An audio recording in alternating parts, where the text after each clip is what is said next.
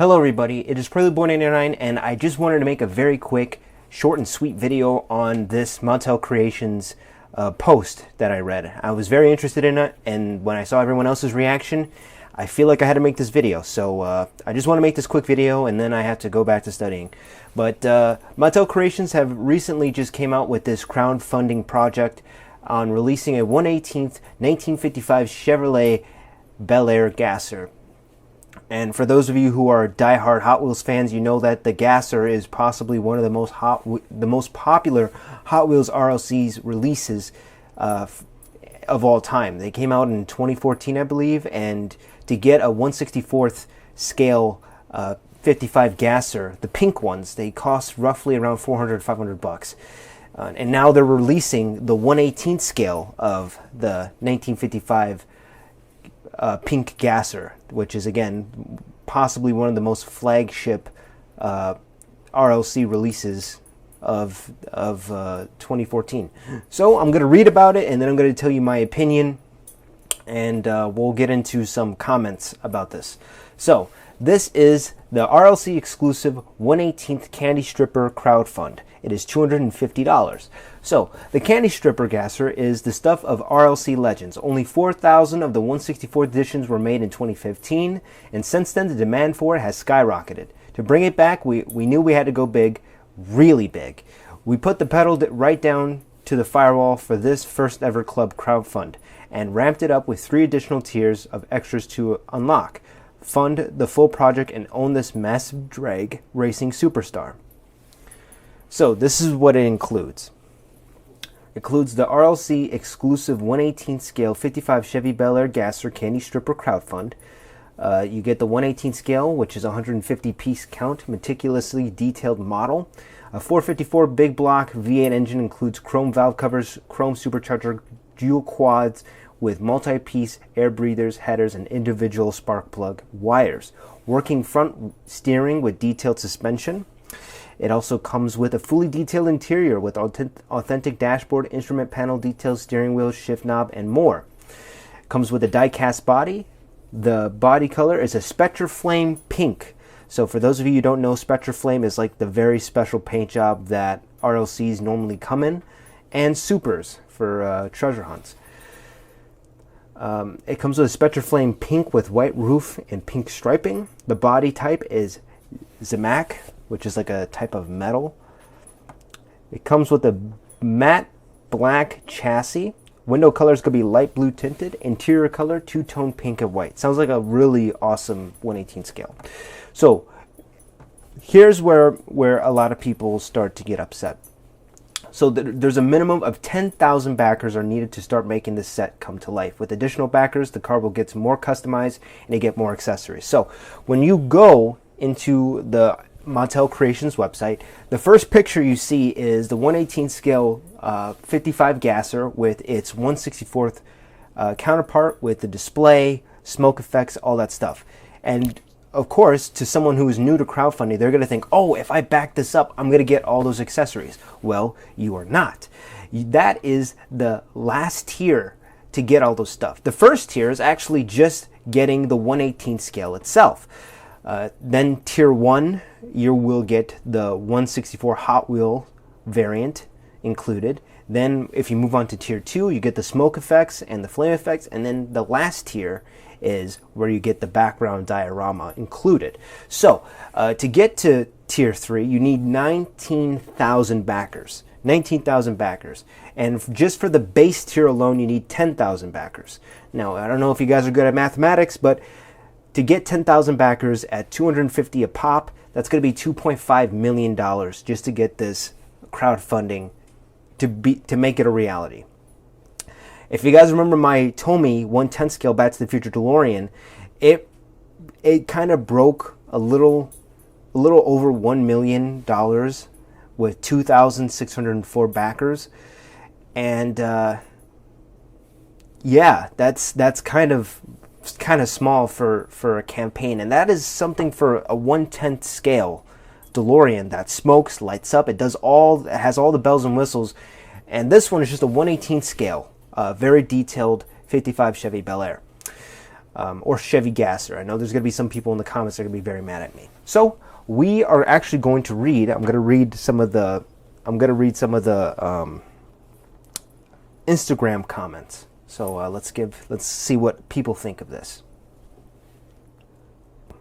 LOL, you guys are both hilarious and desperate. Just focus on supply chain and making stuff people actually want, and you won't have to rely on crowdfunding. Asking your customers to provide funding for you to make something when you could just make it and charge what you need to make it a profit is hustling backwards. Additionally, am I to understand that you're re-releasing a 164 with it at some tiers? Just zero thought put into this at all, and it really shows. So that's one comment. Another comment. Remember in the 2000s when you had a whole range of 1/18 diecast? Why does a $7.5 billion company need to make this crowdfund? And then another comment. Mattel, use your own money. One more comment. Imagine having to pay for a membership just to pay for a Kickstarter. The Hasbro approach is much better. I don't understand how Mattel can have better quality and distribution, but Hasbro has better consumer fan service. I feel like it's because Star Wars fans keep them in line better. All right. So this is where I'm going to make my comments. So honestly, a lot of people don't understand what RLC is. RLC stands for Red Line Club. Now, it's a club, meaning that it is not for the main scope of focus for Mattel. Mattel's main demographic is making toys for children. Their main I would say their main goal is to sell Barbies, to sell Hot Wheels to children, to make toys, to make play sets, so that way they can distribute it to Target, to other superstores, and that's where they get their main bread and butter, is making toys. RLC is a small subdivision, so they're basically made for diehard fans like me who love Hot Wheels, who need to have Hot Wheels, and they're adult collectors. Of course, this $7.4 billion company is not going to give most of their revenue or their production costs to a smaller group of diehard fans because, again, Redline Club, you have to pay a membership for it. And it all depends on how many people have that membership. They're not going to just dump millions and millions of dollars in R&D into a 1/18 scale when they don't really know what the demand is for a 1/18 scale. This is pretty much them testing the waters on getting back into 1/18 scales. Hot Wheels, I don't know if anyone remembers, but Hot Wheels makes absolutely fantastic 1/18 scale. Let me show you one. This is a 1/18 scale Tim Burton Batmobile. This has the machine guns like so. This has machine guns. I know it's black, you can't see it. Has an opening canopy. This thing is absolutely very, very well detailed. I'm sorry, my dog made a weird noise. I don't know what was that about. Not into fantasy? Well, look, they made this 1/18 scale Honda Civic Si. It has a carbon fiber hood. You can open it. That has, I'm sorry, you guys can't really see that, but that has the B series motor made out of die-cast metal. Also, the doors open up, which is really, really awesome. I don't really understand all this hating with Mattel because Mattel knows how to make very detailed vehicles, especially 1/18 scale. So when it comes to the 55 Gasser, you know it's going to be extremely detailed. But the problem is, right now, this is made for the diehard fans. It's made for the 1/18 scale diehard fans of Hot Wheels. And they haven't made a 1/18 scale in possibly like 10 years because when they used to make 1/18 scale, it was back in 2014 or 2015. Matter of fact, you probably can't see it, but that is my 1/18 scale Back to the Future DeLorean. Hot Wheels made that, and that was like one of the greatest 1/18 scale DeLoreans that they ever made. And of course, it's a whole story. I'm not going to get into it. You should watch that video on this 1/18 scale Hot Wheels Back to the Future DeLorean. But basically, a lot of people are complaining about that. So this is where I'm going to give my personal opinion. So if you're going to get this, I would not get it for the tier 3, which is the 19K backers which includes the diorama, the smoke effects, and the Hot Wheels re-release RLC. I wouldn't get it for that. I would get it if you are a 1/18 scale collector like I am. $250 for a 1/18 scale seems pretty in line. And if you just get it for that, then everything else is just a bonus, which is a major plus. Again, getting 10,000 backers for $250 a pop, that's $2.5 million just to get this crowdfunding up and running. Of course, if it doesn't meet that goal, they're going to give you back your money. So it's not like they're going to steal your money if this doesn't work. Of course, if you put your money into it and they already made their 10K goal, then you're going to get the 1/18 scale. But if they don't make the other goals, you're just going to get the 1/18 scale, which again, I'm perfectly fine with, because the 1/18 scale, they make very, very well made 1/18 scales. So personally, it all depends on where you lie. If you love hot rods and gassers, then get this. Get this if you love it and if you love 1/18 scale. Do not get it for the smoke effects. Do not get it for the re-release of the RLC. Those are just bonuses.